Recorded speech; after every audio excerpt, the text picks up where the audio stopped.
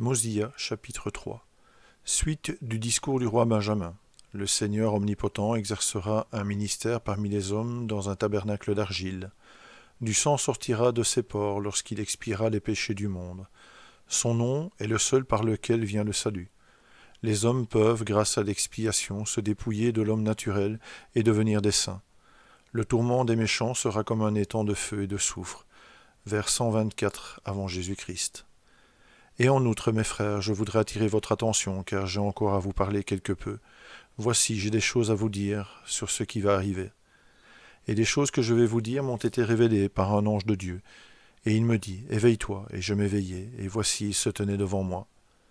Et il me dit, éveille-toi, et entends les paroles que je vais te dire, car voici, je suis venu t'annoncer la bonne nouvelle d'une grande joie.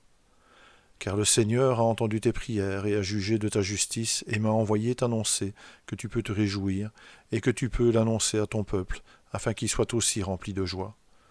Car voici le temps vient, et n'est pas très éloigné, où le Seigneur omnipotent qui règne, qui était et est de toute éternité à toute éternité, descendra du ciel avec puissance parmi les enfants des hommes, et demeurera dans un tabernacle d'argile, et s'en ira parmi les hommes, accomplissant de grands miracles, tels que guérir les malades, ressusciter les morts, faire marcher les boiteux, rendre la vue aux aveugles et l'ouïe aux sourds, et guérir toutes sortes de maladies. Et il chassera les démons, ou les esprits malins qui demeurent dans le cœur des enfants des hommes. Et voici, il souffrira les tentations et la souffrance du corps, la faim, la soif et la fatigue, plus encore que l'homme ne peut en souffrir sans en mourir. Car voici du sang lui sort de chaque pore, si grande sera son angoisse pour la méchanceté et les abominations de son peuple. Et il sera appelé Jésus-Christ, le Fils de Dieu, le Père du ciel et de la terre, le Créateur de tout depuis le commencement, et sa mère sera appelée Marie.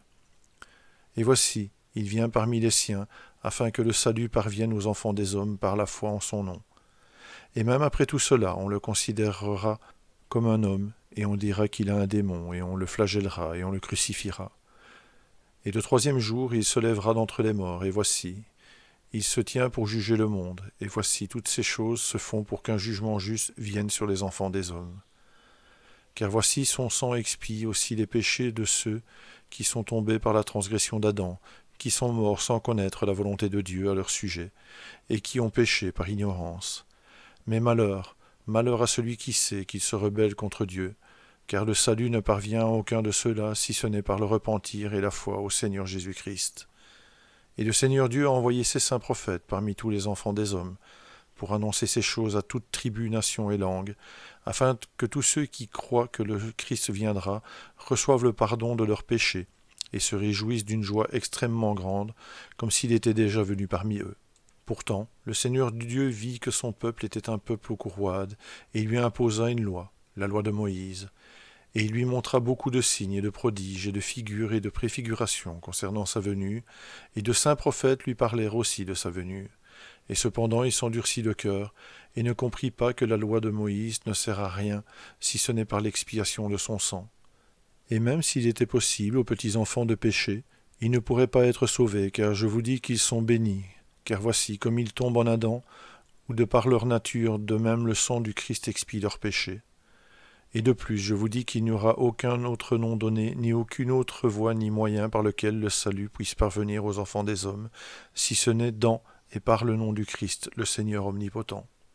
Car voici, il juge, et son jugement est juste, et le tout petit enfant qui meurt dans sa prime enfance ne périt pas, mais les hommes boivent de la damnation pour leur âme, s'ils ne s'humilient, et ne deviennent comme des petits enfants, et ne croient que le salut a été, et est, et sera dans et par le sang expiatoire du Christ, le Seigneur omnipotent.